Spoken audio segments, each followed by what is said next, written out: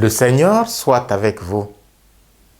Ce dimanche est appelé dimanche des missions, car pour cette année, il clôt la semaine missionnaire mondiale qui allait du 13 au 20 octobre. Et les textes qui nous sont proposés nous aident à comprendre ce qu'est la mission selon Jésus. Comme dans tous les domaines de la vie, Jésus n'a pas fait que parler comme nous autres. Il a toujours donné l'exemple. Pour la mission également, il nous donne l'exemple. La lettre aux Hébreux qui nous est proposée dans la deuxième lecture dit ceci.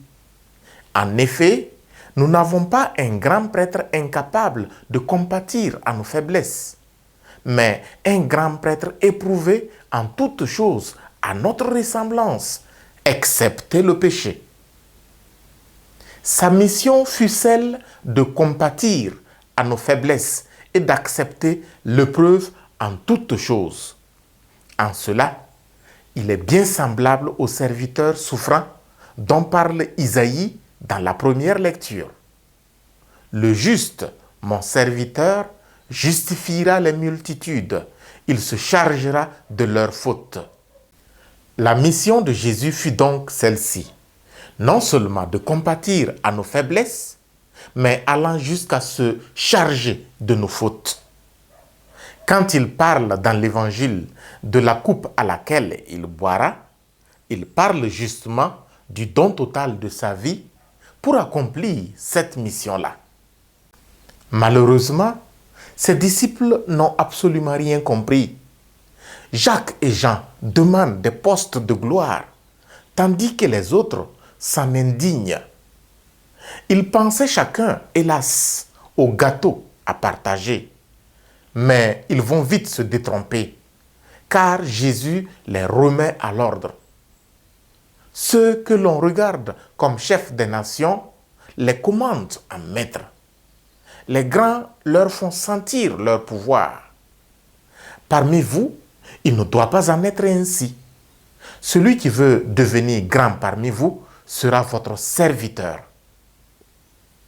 Jésus utilise le mot d'Isaïe, le mot serviteur, ce qui veut dire que la mission de ses disciples consistera à l'imiter, c'est-à-dire en compatissant à la faiblesse des hommes et des femmes à qui ils sont envoyés et en se chargeant de leurs fautes.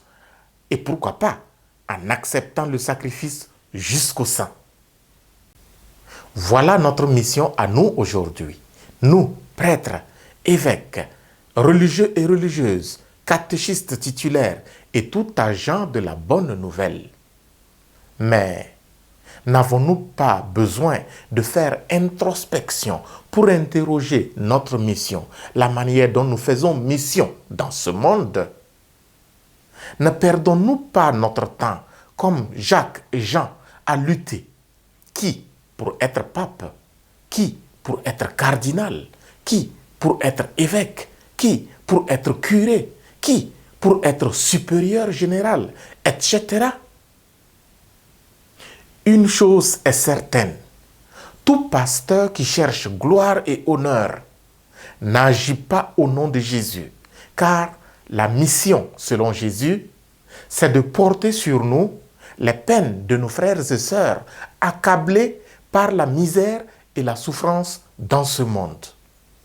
Puisse Jésus réveiller en nous le sens véritable de la mission qui lui plaît. Amen.